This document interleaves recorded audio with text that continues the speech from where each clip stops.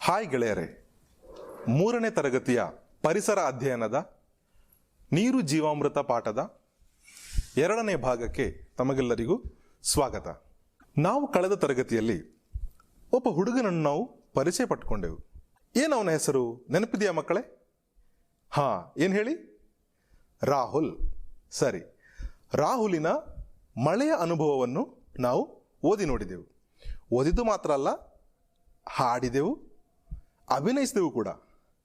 ರಾಹುಲಿನ ಮಳೆಯ ಅನುಭವ ಮಾತ್ರವಲ್ಲ, ಟೀಚರ್ ಅನುಭವ ಕೂಡ ನಾವು ಕೇಳಿದ್ದೇವೆ ಅಲ್ವಾ? ಕೊನೆಗೆ ಟೀಚರ್ ನಮಗೆ ಒಂದು ಚಟುವಟಿಕೆಯನ್ನು ಕೊಟ್ಟಿದ್ದರು. ನಮ್ಮ ಮಳೆಯ ಅನುಭವ ಮತ್ತು ನಮಗೆ ಮಳೆ ಯಾಕೆ ಇಷ್ಟ, ನಮಗೆ ಮಳೆಯು ಇಷ್ಟವಾಗಲು ಕಾರಣವೇನು ಎಂದು ಬರೆಯಲು ಹೇಳಿದ್ದರು. ನೀವೆಲ್ಲರೂ ಬರೆದಿದ್ದೀರಲ್ವ ಮಕ್ಕಳೇ? Very good. ಈಗ 3ನೇ ತರಗತಿಯ ಕೆಲವೊಂದು ಪುಟಾಣಿ ಮಕ್ಕಳು ಬರೆದಿರುವಂತಹ ಮಳೆಯ ಅನುಭವವನ್ನು ನೋಡಿ ಬರೋಣ. ನೋಡಿ.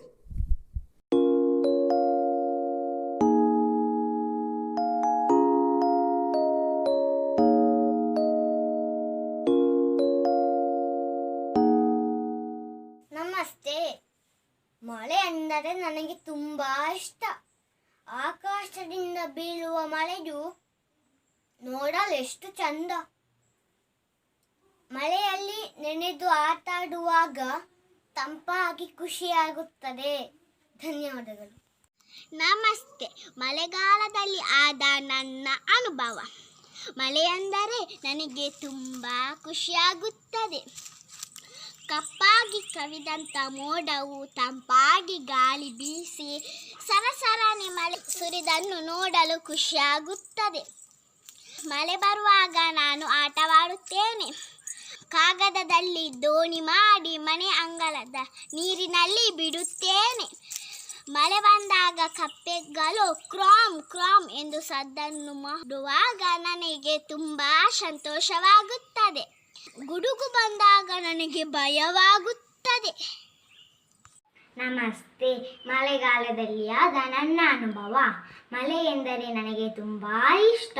ಗುಡುಗು ಮಿಂಚು ಬಂದು ಮಳೆ ಬರುವಾಗ ನನಗೆ ತುಂಬ ಭಯವಾಗುತ್ತದೆ. ಗಾಳಿ ಬಂದು ಮಳೆ ಬರುವಾಗ ನನಗೆ ತುಂಬ ಖುಷಿಯಾಗುತ್ತದೆ. ಧನ್ಯವಾದಗಳು.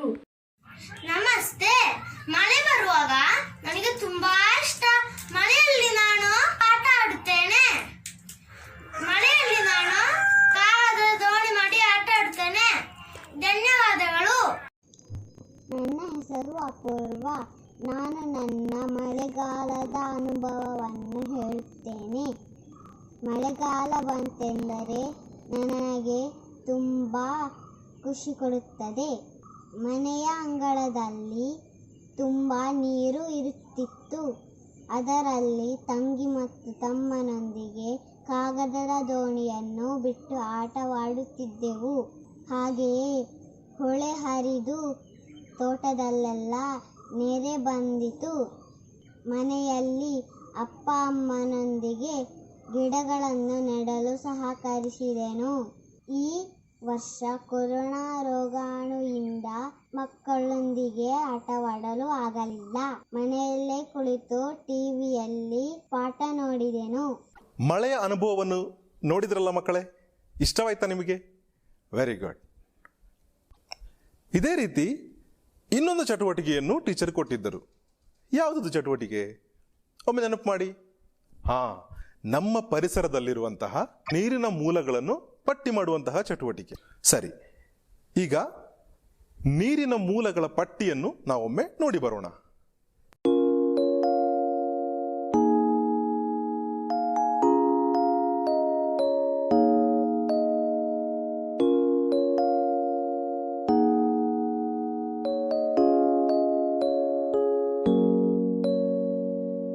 ನೋಡಿದ್ರಲ್ಲ ಮಕ್ಕಳೇ, ನಮ್ಮ ಪರಿಸರದಲ್ಲಿ ಹಲವಾರು ನೀರಿನ ಮೂಲಗಳು ಇವೆ.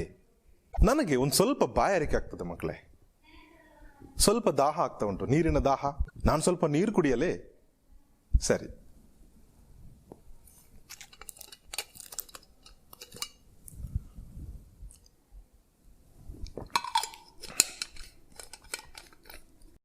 ಹಾ, ನಿಮಗೂ ನೀರು ಬೇಕೇ?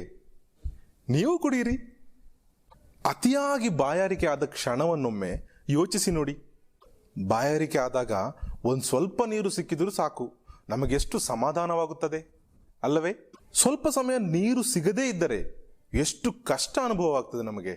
ಹಾಗಾದರೆ 2-3 ದಿನಗಳಿಗೆ ನೀರು ಸಿಗದೇ ಇದ್ದರೆ ನಮ್ಮ ಸ್ಥಿತಿ ಏನಾಗಬಹುದು? ಒಮ್ಮೆ ಊಹಿಸಿ ನೋಡೋಣ. ನಮಗೆ ಜೀವಿಸಲು ಸಾಧ್ಯವೇ?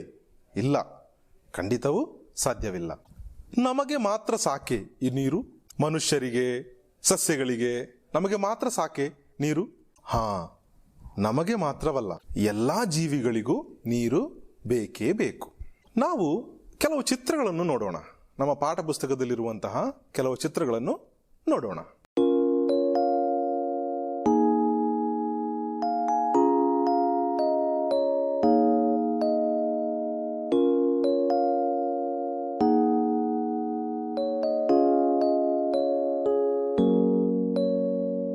ನೋಡಿ ಮಕ್ಕಳೇ, ಯಾರದು ನೀರು ಕುಡಿಯುತ್ತಿರುವುದು?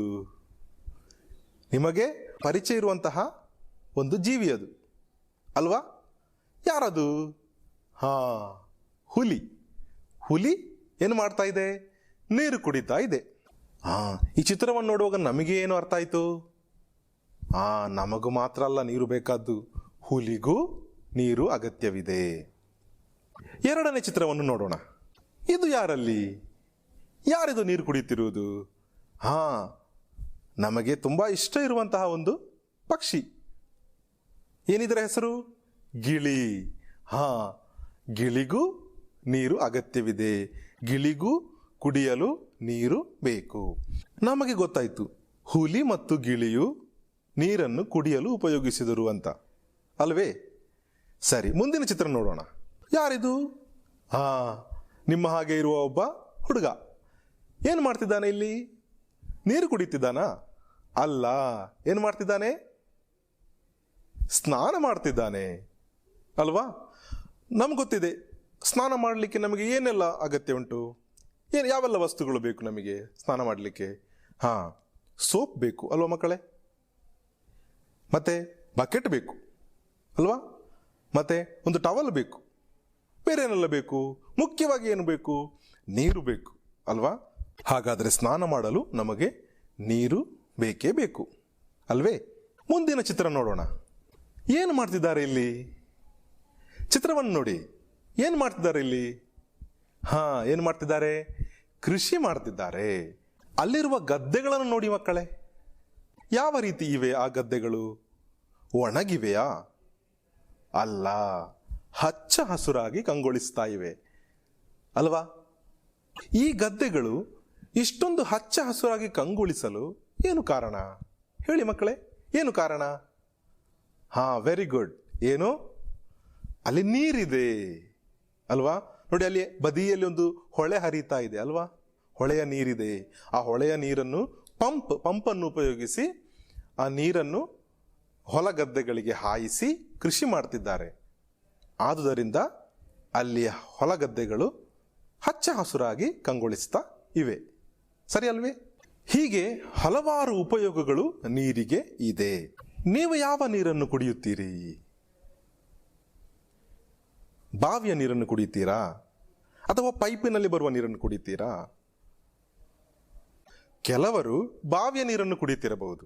ಇನ್ನು ಕೆಲವರು ಏನು ಕೊಳವೆ ಬಾವಿ, ಬೋರ್ವೆಲ್ ಅಂತ ಹೇಳ್ತೇವಲ್ಲ, ಕೊಳವೆ ಬಾವಿಯ ನೀರನ್ನು ಕುಡಿತಿರಬಹುದು. ಇನ್ನು ಕೆಲವರು ದೂರದ ಜಲಮೂಲಗಳಿಂದ ಪೈಪ್ನ ಮೂಲಕ ಬರುವಂತಹ ನೀರನ್ನು ನೀವು ಮನೆಯಲ್ಲಿ ಕುಡಿಯಲು ಉಪಯೋಗಿಸುತ್ತಿರಬಹುದು.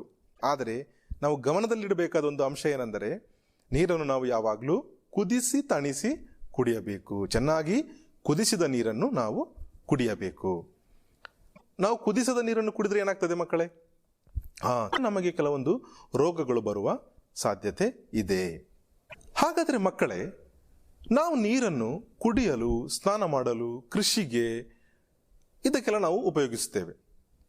ಬೇರೆ ಯಾವೆಲ್ಲ ಅಗತ್ಯಗಳಿಗೆ ನಾವು ನೀರನ್ನು ಉಪಯೋಗಿಸುತ್ತೇವೆ? ಒಮ್ಮೆ ಹೇಳಿ ನೋಡೋಣ. ಹೇಳಿ. ಅಡುಗೆಗೆ ಉಪಯೋಗಿಸುತ್ತೇವೆ ಅಲ್ಲವೇ?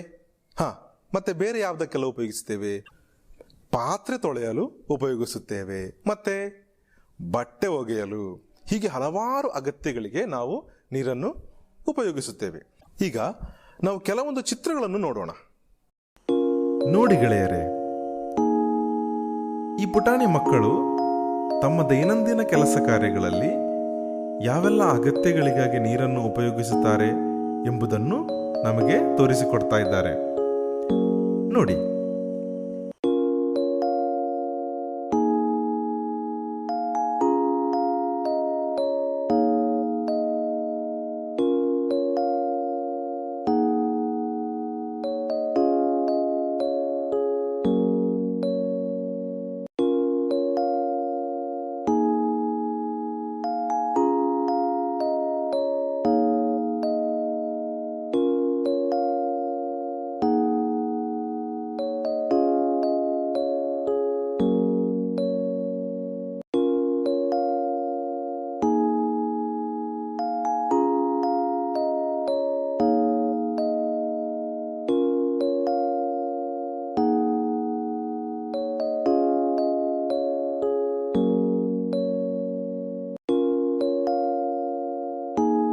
ಹಲವಾರು ಅಗತ್ಯಗಳಿಗೆ ನಾವು ನೀರನ್ನು ಉಪಯೋಗಿಸುತ್ತೇವೆ.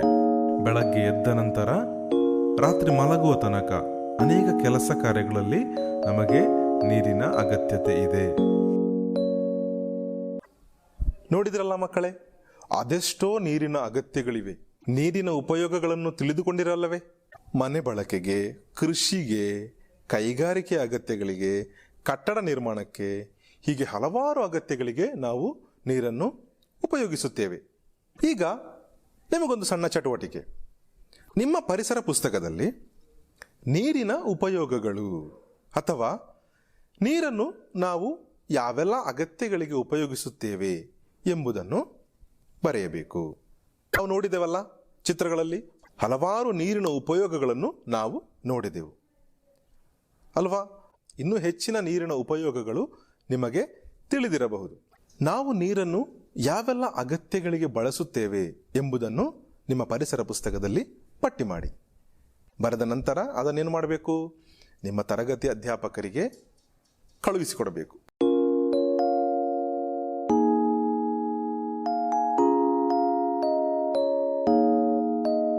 ಸರಿ, ಇಲ್ಲಿ ನೋಡಿ.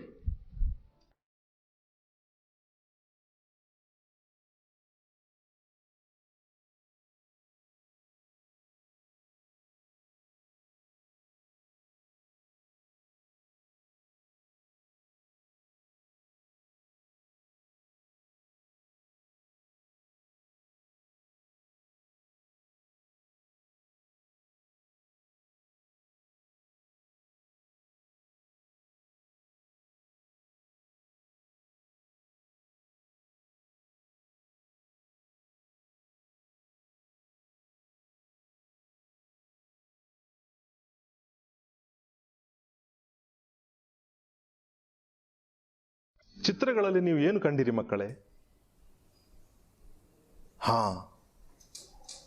ನೀರಿಲ್ಲದ ಸ್ಥಿತಿಯನ್ನು ನೀವು ಕಂಡಿರಿ. ಬರಡಾದ ಕೃಷಿ ಗದ್ದೆಗಳು ಅಲ್ಲವೇ?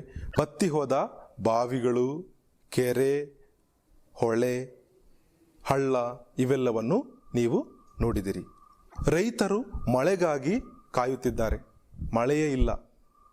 ನೀರಿಲ್ಲದ ಹೊಲಗದ್ದೆಯು ಒಣಗಿ ಹೋಗಿದೆ. ಗಿಡ ಮರಗಳೇನಾಗಿವೆ? ಗಿಡ ಮರಗಳು ಬಾಡಿ ಹೋಗಿವೆ, ಒಣಗಿವೆ. ಹಸುರಾದ ಗಿಡಗಳು ನಿಮಗೆ ಕಾಣಲಿಕ್ಕೆ ಸಿಕ್ಕಿತಾ? ಇಲ್ಲ. ಗಿಡಗಳು ಒಣಗಿ ಹೋಗಿವೆ. ಬಿಸಿಲಿನ ತಾಪಕ್ಕೆ ಮತ್ತು ನೀರಿನ ದಾಹಕ್ಕೆ ಹಲವಾರು ಜಾನುವಾರುಗಳು ಸತ್ತು ಬಿದ್ದ ದೃಶ್ಯಗಳನ್ನು ನೀವು ನೋಡಿದಿರಿ. ದೂರದ ಊರಿನಿಂದ ಬಿಸಿಲಿನ ತಾಪವನ್ನು ಲೆಕ್ಕಿಸದೆ ನೀರನ್ನು ಹೊತ್ತು ತರುತ್ತಿರುವ ಮಹಿಳೆಯರು, ಮಕ್ಕಳನ್ನು ನೀವು ಕಂಡಿರಿ. ನೀರಿಗಾಗಿ ಒಟ್ಟು ಸೇರಿರುವ ಒಂದು ಜನರ ಗುಂಪನ್ನು ನೀವು ಕಂಡಿರಿ ಅಲ್ವೇ ಮಕ್ಕಳೇ? ಆ ಊರಿನಲ್ಲಿ ಇರುವಂತಹ ಒಂದೇ ಒಂದು ನೀರಿನ ಮೂಲ, ಅಲ್ಲಿ ಒಂದು ನೀವು ಬಾವಿಯನ್ನು ನೋಡಿದ್ರಿ ಅಲ್ಲ ಮಕ್ಕಳೇ? ಆ ಬಾವಿಯ ಸುತ್ತ ಅದೆಷ್ಟು ಜನರು ಸೇರಿದ್ದಾರೆ? ಯಾಕೆ ಸೇರಿದ್ದಾರೆ? ಒಂದು ಸ್ವಲ್ಪ ನೀರಿಗೋಸ್ಕರ ಅಲ್ವೇ ಮಕ್ಕಳೇ? ಹೀಗೆ ಕುಡಿಯುವ ನೀರಿಗೂ ಕಷ್ಟಪಡುವ ಜನರ ಕುರಿತಾದಂತಹ ವಾರ್ತೆಗಳನ್ನು ನೀವು ಪತ್ರಿಕೆಯಲ್ಲಿ ಓದಿರುವಿರಿ, ಚಿತ್ರಗಳನ್ನು ನೋಡಿರುವಿರಿ. ನನಗೇನೋ ಒಂದು ಶಬ್ದ ಕೇಳ್ತಾ ಇದೆ, ಯಾರಿಗೂ ಏನೋ ನನ್ನಲ್ಲಿ ಕೇಳಲಿಕ್ಕಿದೆ ಅಂತ ಅನಿಸ್ತದೆ. ಯಾರದು ನೋಡಿ ಇಲ್ಲಿ? ಯಾರಿದು? ಇವಳ ಹೆಸರು ಅಂಜು. ಏನು ಹೇಳ್ತಿದ್ದಾಳೆ ಅಂಜು? ಒಮ್ಮೆ ಕೇಳೋಣ. 44 ನದಿಗಳು, ಅನೇಕ ತೊರೆಗಳು, ಹಲವಾರು ತೋಡುಗಳು, ವಿಶಾಲವಾದ ಜಲಾಶಯಗಳು, ಹಿನ್ನೀರುಗಳು, ಸರೋವರಗಳು ನಮ್ಮ ರಾಜ್ಯದಲ್ಲಿ ಇವೆ. ಹೀಗಿದ್ದರೂ ಕೇರಳದಲ್ಲಿ ಬರಗಾಲವೇ?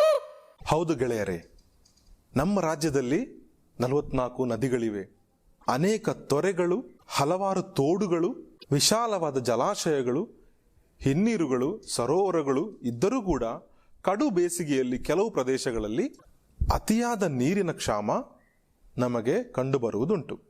ನಿಮ್ಮ ಊರಿನಲ್ಲಿ ಎಂದಾದರೂ ನೀವು ನೀರಿನ ಕ್ಷಾಮವನ್ನು ಅನುಭವಿಸಿರುವಿರಾ? ನಿಮ್ಮ ಹಿರಿಯರನ್ನು ಕೇಳಿದರೆ ಅವರು ನಿಮಗೆ ಸಹಾಯ ಮಾಡಿಯಾರು. ನೀವು ಕೇಳಿ ನೋಡಿ ಮಕ್ಕಳೇ, ಈ ತರಗತಿ ಮುಗಿದ ಬಳಿಕ ನಿಮ್ಮ ಹೆತ್ತವರಲ್ಲಿ ಅಥವಾ ಮನೆಯಲ್ಲಿ ಹಿರಿಯರು ಯಾರಾದರೂ ಇದ್ದರೆ ಅವರಲ್ಲಿ ಕೇಳಿ ನೋಡಿ, ನಿಮ್ಮ ಊರಿನಲ್ಲಿ ಇಂತಹ ನೀರಿನ ಕ್ಷಾಮವನ್ನು ಎದುರಿಸುವಂತಹ ಸಮಸ್ಯೆಯನ್ನು ಅವರು ಅನುಭವಿಸಿರುವಿರಾ ಅಂತ. ನೀವು ನೀರಿನ ಕೊರತೆಯ ಕುರಿತಾದಂತಹ ಹಲವಾರು ಪತ್ರಿಕಾ ವರದಿಗಳನ್ನು ನೀವು ಕಂಡಿರುವಿರಿ, ಅದಕ್ಕೆ ಸಂಬಂಧಿಸಿದಂತಹ ಚಿತ್ರಗಳನ್ನು ನೀವು ಕಂಡಿರುವಿರಿ. ನೀವೇನು ಮಾಡಬೇಕು? ಈಗ ನಮ್ಮ ಪಾಠ ನೀರು ಜೀವಾಮೃತ ಎಂಬುದಾಗಿದೆ.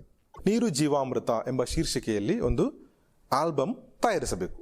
ಈ ಆಲ್ಬಮ್ನಲ್ಲಿ ನೀವು ಈ ಪಾಠಕ್ಕೆ ಸಂಬಂಧಿಸಿದಂತಹ ಹಲವಾರು ಚಿತ್ರಗಳನ್ನು ಅಂಟಿಸಿ ಅದನ್ನು ಅಂದಗೊಳಿಸಬೇಕು. ಇವತ್ತು ನಾನು ನಿಮಗೆ ನೀಡುವಂತಹ ಚಟುವಟಿಕೆ ಏನೆಂದರೆ, ನೀರಿನ ಕೊರತೆ ಅಥವಾ ನೀರಿನ ಕ್ಷಾಮದ ಕುರಿತಾಗಿ ಪತ್ರಿಕೆಯಲ್ಲಿ ಬಂದಂತಹ ಪತ್ರಿಕಾ ವರದಿಗಳು ಮತ್ತು ಅದಕ್ಕೆ ಸಂಬಂಧಿಸಿದ ಚಿತ್ರಗಳನ್ನು ಸಂಗ್ರಹಿಸಿ ಈ ಆಲ್ಬಮ್ನಲ್ಲಿ ನೀವು ಅಂಟಿಸಬೇಕು. ನೀವು ಮಾಡುವಿರಲ್ಲ ಮಕ್ಕಳೇ? ಹಾಗಾದರೆ ಈ ನೀರಿನ ಕ್ಷಾಮ ಅಥವಾ ನೀರಿನ ಕೊರತೆಯನ್ನು ನಾವು ಹೇಗೆ ಇಲ್ಲದಾಗಿಸಬಹುದು? ನೀರಿಲ್ಲದ ಸ್ಥಿತಿಯು ನಮಗೂ ಬಾರದ ಹಾಗೆ ಮಾಡಲು ನಾವೇನು ಮಾಡಬೇಕು ಹೇಳಿ ಮಕ್ಕಳೇ? ನಾವೇನು ಮಾಡಬೇಕು? ನಮಗೂ ಇಂತಹ ನೀರಿಲ್ಲದ ಸ್ಥಿತಿ ಬಾರದಿರಲು ನಾವೇನು ಮಾಡಬೇಕು ಹೇಳಿ? ಏನು ಮಾಡಬೇಕು? ನಾವು ನೀರನ್ನು ಸಂರಕ್ಷಿಸಬೇಕು, ನೀರಿನ ಮೂಲಗಳನ್ನು ಸಂರಕ್ಷಿಸಬೇಕು. ಯಾಕೆಂದರೆ ನೀರು ಒಂದು ಅಮೂಲ್ಯ ಸಂಪತ್ತಾಗಿದೆ. ನೀರಿಲ್ಲದೆ ಬದುಕಲು ಸಾಧ್ಯವಾ? ಖಂಡಿತವಾಗಿಯೂ ಇಲ್ಲ. ನೀರಿಲ್ಲದೆ ಬದುಕುವುದು ಅಸಾಧ್ಯ. ಹೀಗಿದ್ದರೂ ನೀರು ಪೋಲಾಗುವ ಹಲವು ಸಂದರ್ಭಗಳನ್ನು ನೀವು ನೋಡಿರಬಹುದು ಅಲ್ಲವೇ? ನೀರು ಪೋಲಾಗುವುದಂದ್ರೆ ಏನು ಮಕ್ಕಳೇ? ನೀರು ಪೋಲಾಗುವುದಂದರೆ ನೀರು ವೇಸ್ಟ್ ಮಾಡೋದು ಅಂತ ಹೇಳ್ತೇವೆ ನಾವು ಅಲ್ವಾ? ನೀರನ್ನು ವಿನಾಕಾರಣ ನಾವು ಹರಿಯಬಿಡುವುದು ಅಲ್ವಾ? ಈಗ ನಾವು ನಮ್ಮ ಪಾಠ ಪುಸ್ತಕದಲ್ಲಿರುವಂತಹ ಕೆಲವೊಂದು ಚಿತ್ರಗಳನ್ನು ನೋಡುವ. ನಮ್ಮ ಪಾಠ ಪುಸ್ತಕದಲ್ಲಿ 39ನೇ ಪುಟವನ್ನು ತೆರೆಯೋಣ. ಇದರಲ್ಲಿ ಕೆಲವೊಂದು ಚಿತ್ರಗಳನ್ನು ಕೊಟ್ಟಿದ್ದಾರೆ. ನಾವು ಆ ಚಿತ್ರಗಳನ್ನೊಮ್ಮೆ ನೋಡೋಣ. ಮೊದಲನೇ ಚಿತ್ರ ನೋಡಿ ಮಕ್ಕಳೇ. ಏನನ್ನು ಕಾಣ್ತಾ ಇದ್ದೀರಿ ಚಿತ್ರದಲ್ಲಿ? ಇಬ್ಬರು ಮಹಿಳೆಯರಿದ್ದಾರಲ್ಲಿ. ಅವರೇನು ಮಾಡ್ತಿದ್ದಾರಲ್ಲಿ?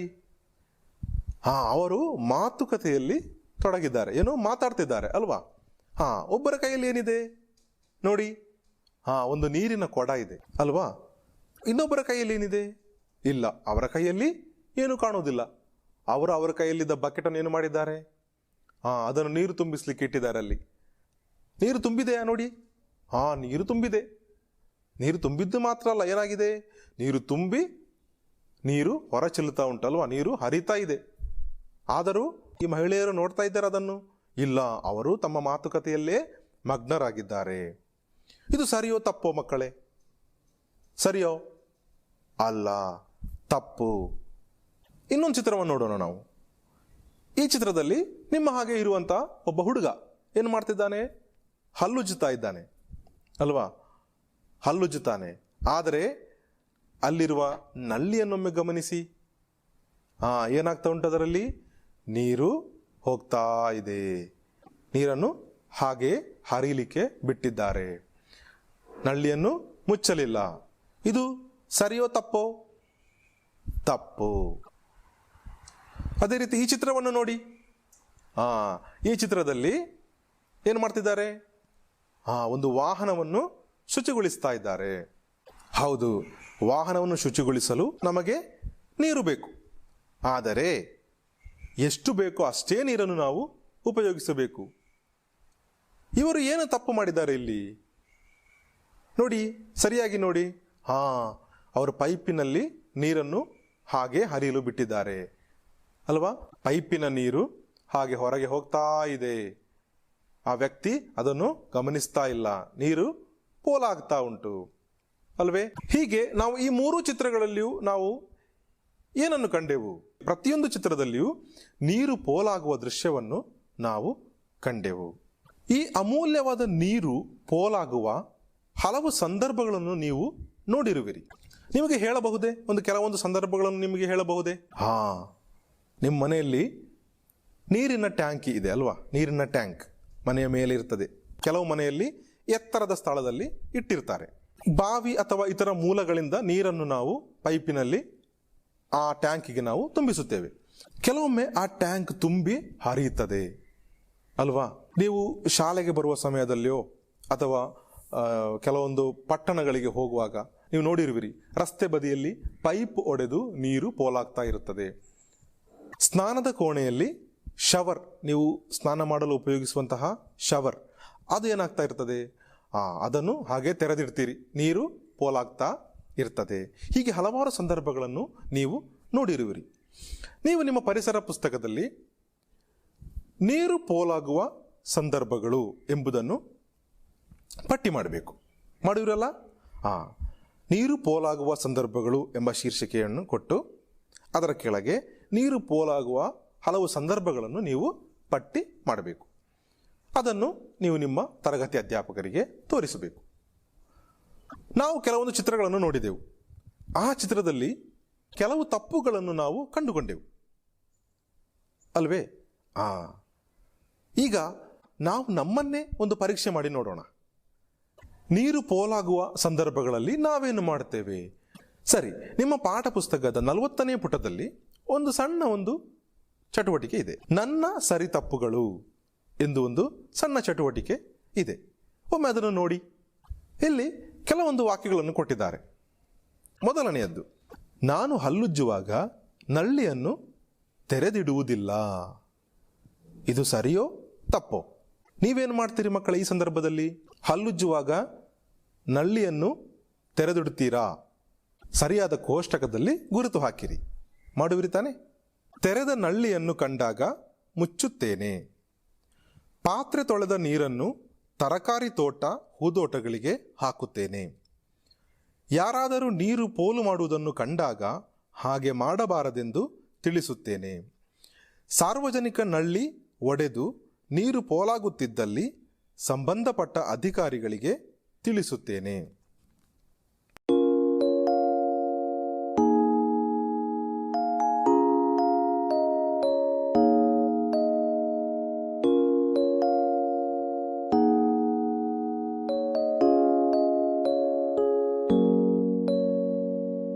ನೀರು ಅಮೂಲ್ಯವಾದದ್ದು. ಅದು ಪ್ರಕೃತಿಯ ವರದಾನ.